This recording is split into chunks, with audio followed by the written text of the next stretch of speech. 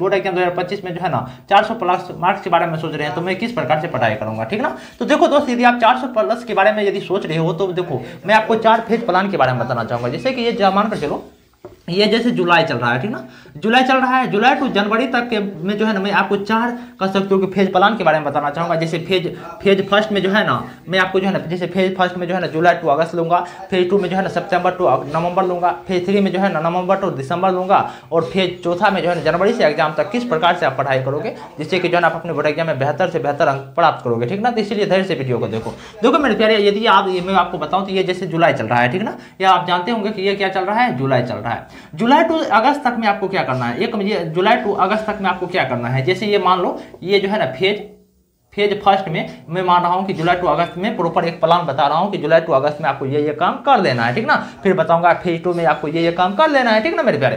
देखो phase first में आपको क्या करना है कि जुलाई टू अगस्त में आपको किस प्रकार से पढ़ाई करना है।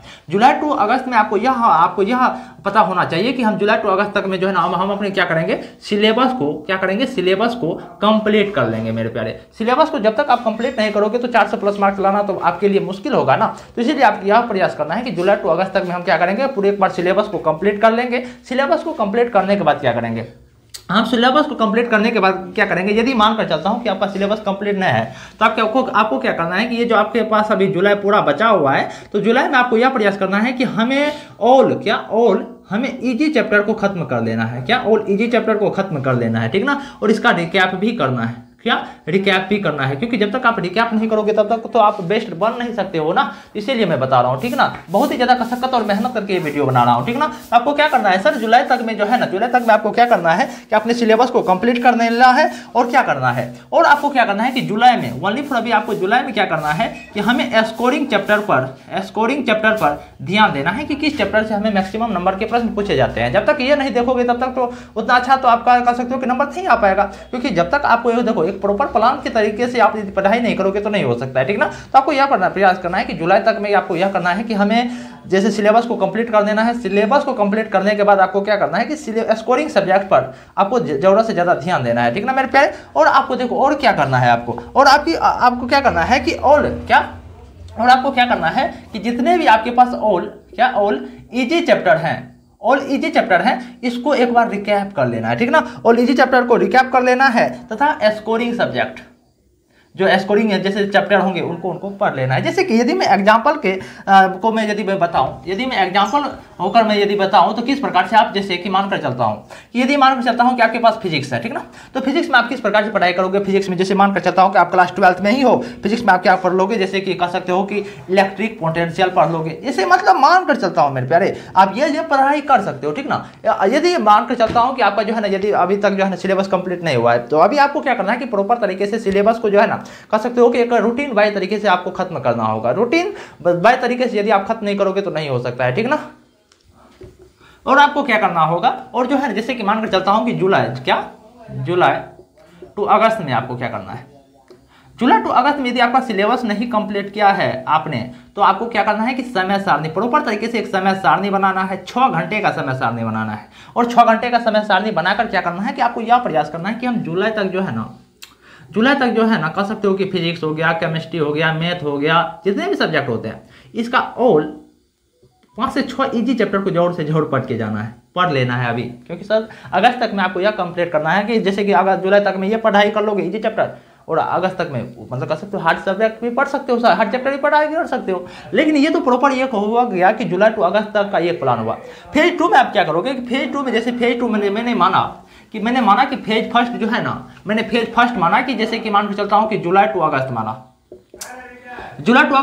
तो आप फेज 2 में आप क्या करोगे, फेज 2 में जो है ना जैसे कि आपका जो फेज 2 है सितंबर और अक्टूबर पर होता है।